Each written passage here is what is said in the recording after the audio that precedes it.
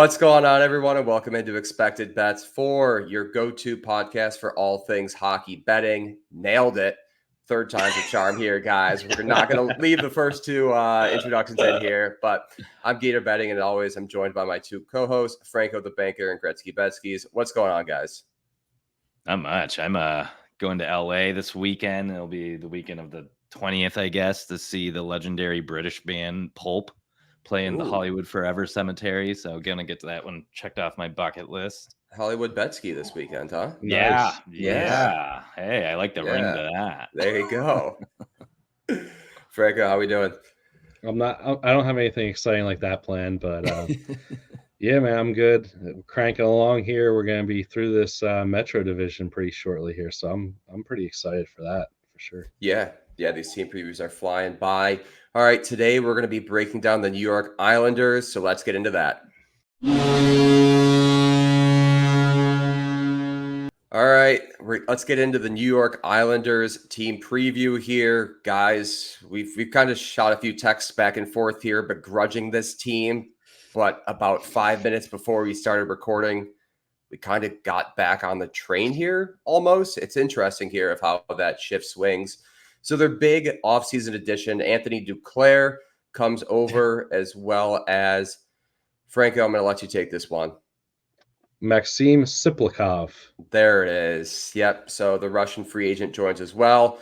Franco, I'm just going to throw it right back to you here. This roster pretty much remains intact here. Not a lot of changes by any means here, but they did add top six forward depth here, and maybe this team could start scoring this year and play an exciting brand of hockey. Who knows? That'd be crazy.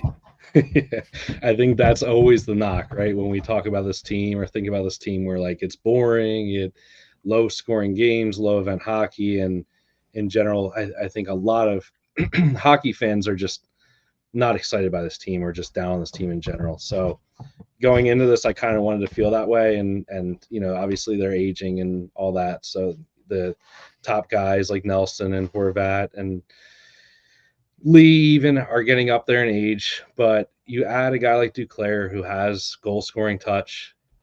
You add this guy from the KHL, Siplikov, who was a prize target for a few teams. He chose the Islanders, and he's going to get top 6 minutes on this team, at least according to Daily Faceoff. So, I mean, again, I went into it thinking, oh, no, not this team again, but they run it back essentially, and they add 2 goal scorers. This guy put up 31 goals in the KHL in 65 games last year. That's not too bad. 25, so he's not super young or anything. He's got a little bit of experience as well. Dare we say that this team could be competing for another playoff spot? I mean, it's crazy. They got there last year. Nothing much changed, and now they add scoring depth. I don't know. I feel like I can make the argument, and I know you guys are down on them earlier, but when I started breaking them down, I started feeling better and better about it. It's kind of crazy. Yeah, certainly an interesting team for sure here. As you mentioned, they did make the playoffs here. Betsky, Clutterbuck gone, fake Sebastian Aho, who you do have to kind of consider when you're placing shots on goal props, because I've seen people mess it up before. When he does make that kind of get into that market here, I've seen people be like, Sebastian Aho, not on the Hurricanes, not on the Islanders. You're like, you really got to break it down to a level here. But didn't lose a whole lot of talent at all from this roster, it seems like. No, and I kind of forgot that Patrick Waugh took over for them, and the team did get a little bit more exciting when he did. Yeah. I mean, you got to see guys like Barzal use his speed more. Horvat wasn't such a sticky two-way guy after Waugh came in, and he let them play a little bit more free-flowing hockey. Even Palmieri kind of had an uptick in production once the coaching change happened last season. So, yeah, maybe adding Duclair gives them another little boost of speed and high-end skill, and Siplikov I haven't actually seen play yet, but don't forget Kaprizov came into the league at age 23 just 4 years ago. He was one of those well, I guess he was actually drafted by Minnesota, so a little bit different, but did spend a long tenure in the KHL. Didn't come over as like an early 20-year-old from the KHL. He fulfilled his contract with his KHL team, came over afterwards. And there have been Russians that have had these types of impacts when they come over. It was Panarin a free agent, or was he in the same boat that Kaprizov was, where he was drafted by Blackhawks but finished his contract in the KHL? I'll look that up while we keep on moving forward. But drafted. He was okay. Yeah, I think so. But it's not out of the realm to think that this could make a major impact on that top six, because I mean, Nelson's a goal scorer through and through. Horvat has a good two-way ability. Barzal's obviously high-end skill, speed guy, and if you are actually adding two more guys in that range of play style rather than having Lee, and I'm trying to think who else would have been in that top six before. Jeez, Pajot. Maybe switch the lines up. Yeah, I know. Yeah, and yeah, I feel like one of those forwards kind of always moved out, but Lee was a fixture in the top six next to Nelson, so this makeup could be a little bit different. I don't know. I hate to say it, but yeah, it's starting to. On paper, it looks a little bit better than last year, right? Yeah, especially with the full season under all these players' belts with Patrick Waugh.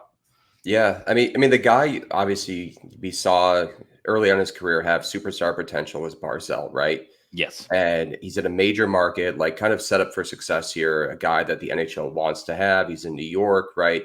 It hasn't really panned out to be kind of that superstar that they were hoping for, right? Contributes offensively for sure, is very good by all means, but he hasn't emerged as kind of one of the faces in a major market for this NHL franchise by any means. But who knows? I mean, he could have a breakout year this year by any means. Yeah. The one area I did looking at his stats outside of his first season, last year was his best with 80 points. So he has two 80-plus point seasons. The rest are in the 50s and 60s. But of course, there were shortened seasons then. But yeah, I mean, maybe this is where he gets closer to the 90s. That might be the quietest 80-point season I've ever seen. I mean, kidding. Who was talking about Matt Barzal last year? No one. I remember his shot on goal prop was hitting for like a nice little stretch, but first quarter of the season, it was like it was one of those things where it was like a road versus home split. I forget which one side it was. I think it was road. Yeah, but it was one of those things. He was like 70% on whichever. But still, 80 points is nothing to sneeze at, man. I mean, that's, I wouldn't have guessed that. Yeah, that's why I brought it up. Goals last season. That was the big change because he's always been a playmaker. So last season was 23 goals. So that was his best goal scoring season. His second best was his full first season with 22 goals. Yeah. See, I brought it up, and I did not expect 80 goals out of him. Or 80 points, out of him last season. That's a good point. The area that's interesting too, right, is their goaltending. Because if you were to talk about Sorokin and Varlamov, 3 years ago, you could argue that they were one of the best tandems in the league. Didn't have a great season, but Sorokin went on a run towards the end of the season, went 8-1-1. 2.09 goals against average, 9.930 save percentage here. And I think that's what propelled them into the postseason was kind of that last 10 game stretch here. Franco, I'll throw it to you on this one. If Sorokin carries over that momentum and Varlamov can kind of get going, him and Waugh are friends from back in Colorado days, seems like this team's upside is pretty intriguing. I'll put it that way. Yeah, and I mean, he definitely had a down year last year, Sorokin. But I think we can all agree he's up there in the top, group, whatever we want to say, of goaltenders. I still think he's very good. He's still relatively young. So yeah, it's not out of the realm of possibilities that he has a bounce back season. And now again, you're adding goaltending depth, and you have a damn good goalie back there as well. Not every team has that, right? Like, we've talked about it. We've gone through a bunch of teams already, and we're talking about, well, all the question marks in net are just uncertainty. I mean, I think I would take him over most goalies that teams have in this league if I'm starting a franchise and looking for a goaltender. And then, not to mention, the blue line still is rock solid. You still have Dobson back there. Pollock and Pellick, who just love taking shots, as well as Mayfield just love blocking shots. So yeah, I mean, it still feels pretty good as far as him being a good goaltender because he has a good blue line in front of him. Horvat's a good two-way center, Pajot as well. So yeah, I think he could return to form for sure, and he has the team in front of him to help him get there. Yeah, and if there's one head coach who understands the mindset of goaltenders, it's Patrick Waugh, hothead himself. So, maybe that's good and maybe it's not so good at the same time, but we'll figure that out. Anything else to add on this roster, Betsky, here? It's pretty interesting, and not a lot of flaws. Like that third line of Lee, Pajot, and Engvall still seems pretty solid. Yeah, it's not going to be the team that you're going to be circling to bet on night in, night out, but you'll probably be able to find some value here and there, and just kind of leave it at that, Yeah, no, I would say I agree with all those points. All right, before we get into the best worst case scenario for the New York Islanders, I'd like to talk to you about our wonderful sponsor, BetterHelp. This episode of Expected Bets 4 is brought to you by BetterHelp. Have you ever stopped to think about something new you'd love to learn? As adults, we don't always make the time to learn we used to when we were kids. Kids are constantly exploring and growing, but somewhere along the way, life gets busy and we lose some of that curiosity. What's something you've been wanting to dive into? Maybe it's cooking, picking up a new language, or even figure out your golf game to finally beat your new friend. Just because we're older doesn't mean we have to stop growing. In fact, therapy can help you reconnect with that sense of wonder. It reminds you that your back-to-school moment can happen at any time. Therapy is not just for people who have gone through something major. It's for anyone looking to be the best version of themselves. Therapy can help you learn positive ways to cope with stress, set healthy boundaries, and tackle challenges with more confidence. It's really about giving yourself the tools to thrive and grow, no matter what stage of life you're in. If you're thinking of starting therapy, give BetterHelp a try.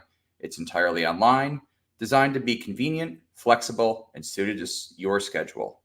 Just fill out a brief questionnaire and get matched with a licensed therapist and switch therapists anytime for no additional charge. Rediscover your curiosity with BetterHelp. Visit betterhelp.com/THPN today to get 10% off your first month. That's BetterHelp, HELP.com/THPN. Now back to the show. All right, getting into the best and worst case scenario for this New York Islanders squad. Franco, I'm going to start with you here. Best case scenario feels like they return to the postseason here, maybe win a series or two, but this roster is kind of on the older side. So it feels like not a lot of young talent on this roster, maybe Dobson and a few others, but the roster is getting a little bit older. And it feels like if they are going to kind of make, let's say, a Stanley Cup push, question mark, their window's closing. Yeah, I mean, you look at Nelson, Lee, Horvat; they're all getting up there in age. I think Barzell's still relatively young. Yeah, 27. Okay, yeah, it's not too bad. So, yeah, I mean, I think best case, you're thinking that they will maybe finish third in this division would be best case, but I think they're more of that like fourth place team in this division, sneak into the playoffs, and maybe they do take a series this year. Last year, them and the Capitals were kind of like the teams that didn't belong, so to speak, and just it was an easy just get out and see you later. And thanks for showing up. But yeah, I think this could be, especially if Sorokin's in a better spot this year, and this team can actually score some goals. They could potentially take a series or pull an upset and get a surprise. I mean, if this team plays a team like the Devils or the Rangers, those games are just going to be crazy because the fans are going to be there. It's rivalry games. Those are the types of games that they can win that you won't expect them to win, or series they could potentially win and you wouldn't expect it to happen just because it's rivalry and anything can happen there. Yeah, Betsky, in terms of the worst case scenario, kind of like we just mentioned, there's this aging roster here. And one point of concern for this team last year was their PK. They finished dead last in the league. When Lambert left, they were 27th. And then at the end of the season, they were 32nd. So that could be another area that they definitely need to improve on here if they do want to make this postseason. But worst case feels like they missed the playoffs. Sorokin doesn't play well, and they're just left with this kind of aging roster. Yeah, I'd have to agree. I wonder if I would need to look to see if they switched out some of the assistant coaches, because you'd think that whoever's running the PK should have been canned if that's the case, because this does not look like a team that would have a bad PK. Yeah, I think worst case scenario here is like this is definitely not a bottom of the barrel type team. I think they're kind of fading off a little bit like St. Louis is right now, and you're probably still too good to be getting a top pick unless you get some lotto luck.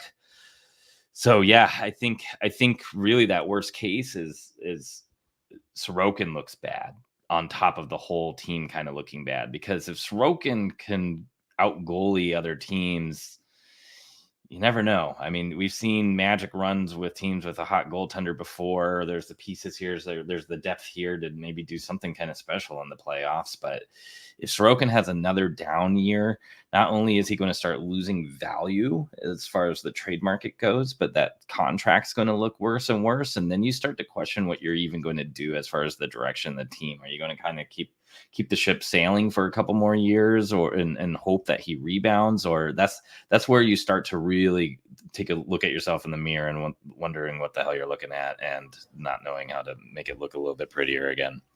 Yeah, I guess the one saving grace for this team is they don't have the worst backup goaltender Yeah. situation possible, right? Like Varlamov is there. If things But go man, awry, he's got to be almost as old as me. yeah, the average age of this team is probably closer to 30 than 25. I'll put it that Oh way. yeah, he's so close. He's so No, close. it's funny when I say, like, I'm talking to my buddy at times, and we're like, "Man, that guy's so old, man." And then you look at his age, and you're like, "Oh man, I'm older than him. That's awful." That just makes me feel so old. Yeah, that was like Craig Anderson too, right? I think he retired when he was 41 or Yeah. something too. It's just insane. All right, before we get into some team and player futures, I'd like to talk to you about our sponsor, DraftKings. TD, Tutty, taking it to the house. Whatever you call a touchdown, they matter more at DraftKings Sportsbook, an official sportsbook partner of the NFL. Ready to place your first NFL bet? Try betting on something simple like a player to score a touchdown. The NFL season is back in full swing, and who doesn't love rooting for a touchdown? So be sure to check out the latest odds at DraftKings Sportsbook. Ready to do a touchdown dance of your own? Score big with DraftKings Sportsbook, the number one place to bet touchdowns. Download the DraftKings Sportsbook app and use code THPN. That's code THPN for new customers to get $250 in bonus bets when you bet just $5 and get 1 month of NFL Plus Premium. Only at DraftKings. The crown is yours.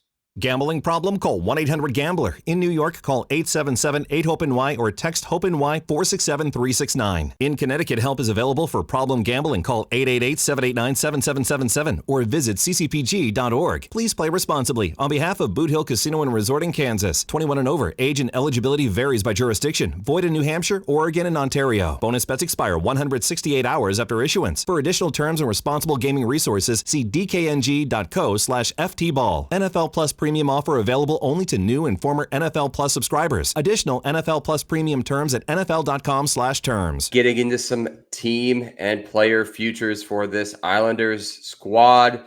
The regular season points totals listed at 91.5. Last season, they finished with 94. We kind of talked about the changes that they made, the limited changes they made, and this roster kind of staying pretty stagnant.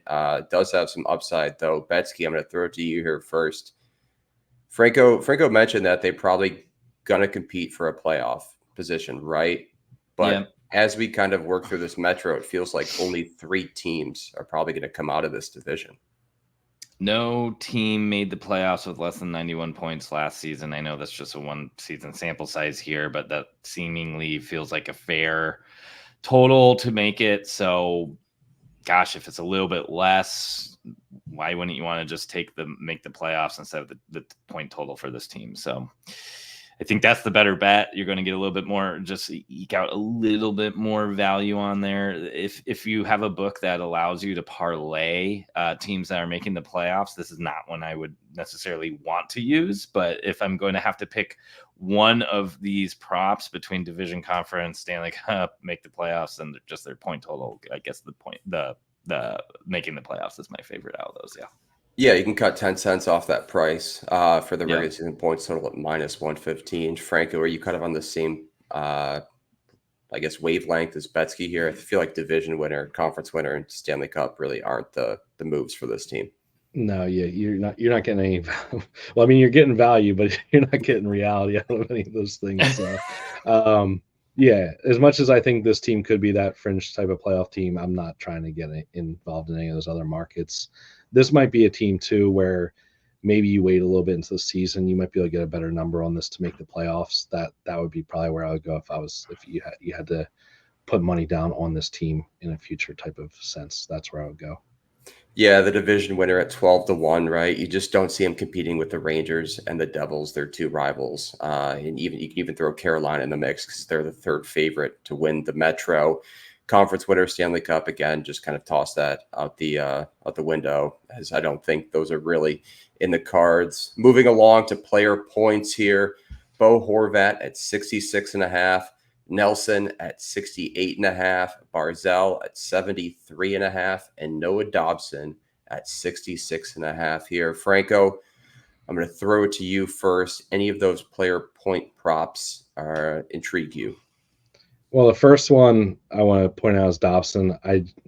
If I'm going to bet that number, I'd rather take his Norris odds like at plus 1600. I mean, for him to rack up 70 points, like he would be in that conversation, I would think. So I'm not going to go there, obviously.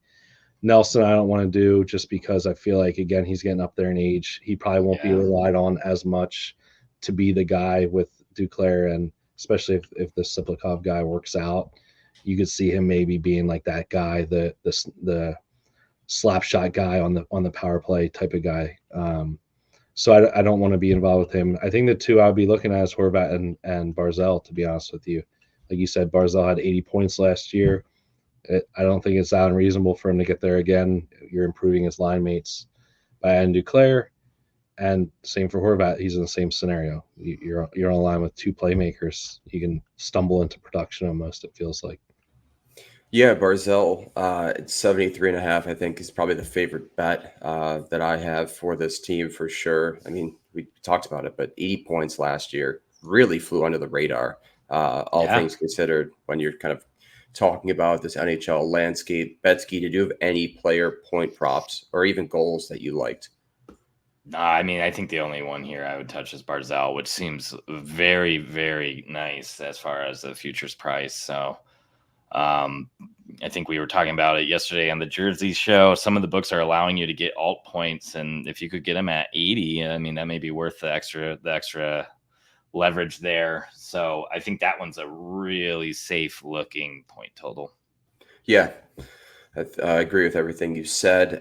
Looking at a few of these trophy odds here, at least for me, none really jump out. Siplikov for the Calder at 50-1, I guess you could kind of talk yourself into, right? Yep, Because we've he seen is this going to get happen. he is going to get those top 6 minutes.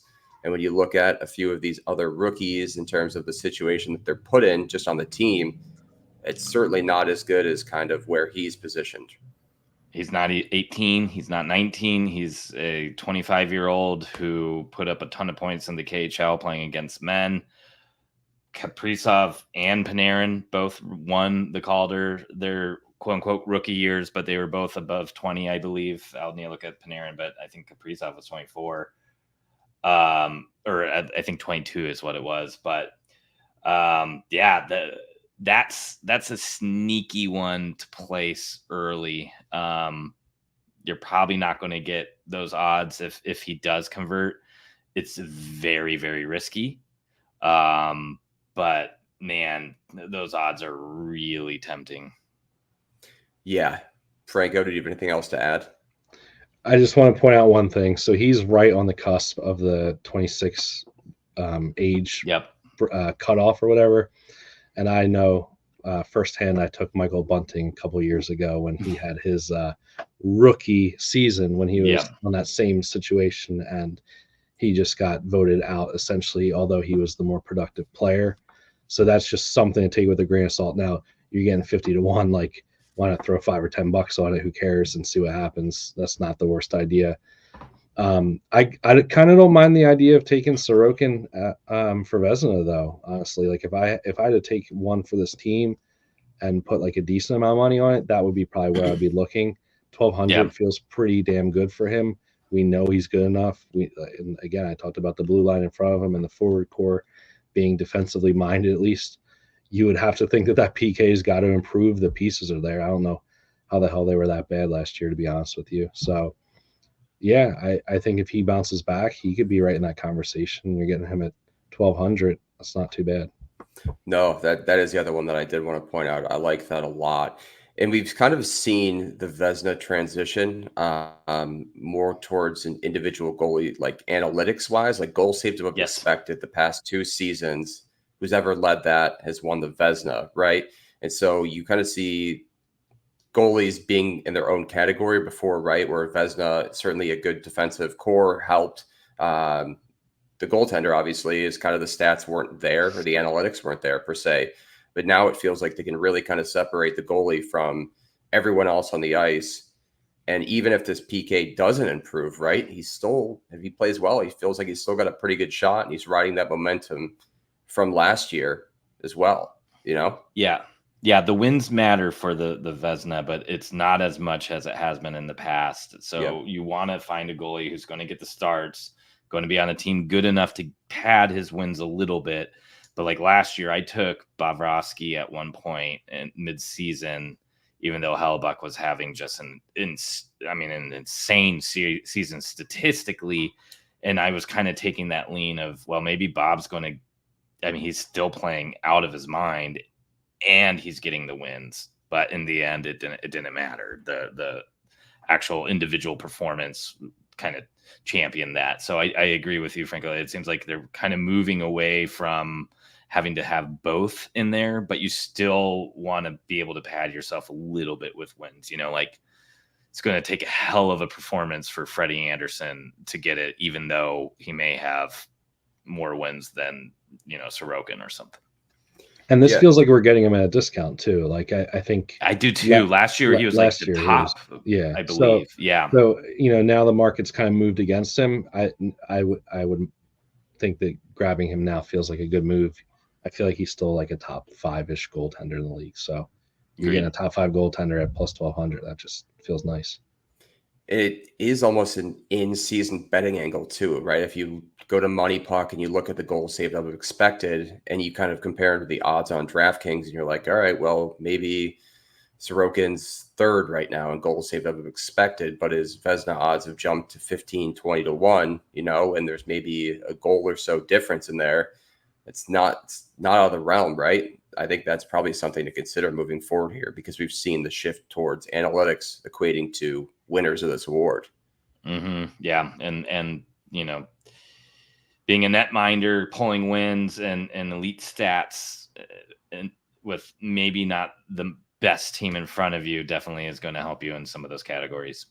Yeah. I mean, because the goal saved above expected basically is going to show that they have a great save percentage and goals against average, right? So, all right, wrapping up here, Franco, your final thoughts on this team. Certainly intriguing, I'd say. I think that's the word for this team. Not a high ceiling, but a pretty high floor, right? You could say, given everything that they have, how this roster is shaped up. Yeah, I would say this is the least boring they've looked in a couple years now. So that's a good thing, I guess, if you're an Islanders fan. But yeah, I think there's a reason for at least some optimism here. And I think because the Metro is so weak this year, I think that they can have a shot sneaking into the playoffs. And I think the Atlantic kind of is going to beat up on itself a little bit. And maybe those season point totals are going to be a little bit lower in that division and might prevent 5 teams from going there. And if we get 4 from this division, I think they could sneak in with the pieces they have, the talent they have in net and on the blue line. I think it's enough. So I think they finish 4th, and that should be pretty decent for them. Yeah, right. Like you said, if they finish 4th in the Metro, they'll certainly be in contention come the last week of regular season hockey. Betsky, any closing thoughts? Yeah, they're like a redwood tree. They're strong. It's hard to knock them over, but then the end of the day, it's still a tree and kind of boring to look at. I think that sums up this Islanders squad. We almost needed something like native, like a native tree to like the Yeah, island couldn't or think of one something. quick So enough. yeah, we'll have to do our research next year. All right, we want to thank everyone for listening to this episode of Expected Bets 4. Be sure to subscribe on YouTube and Apple Podcasts and Spotify as well. Check us out on social media on Twitter, Instagram, and YouTube. And we want to thank our sponsors, BetterHelp and DraftKings. We appreciate everyone for listening, and we'll talk to you guys soon.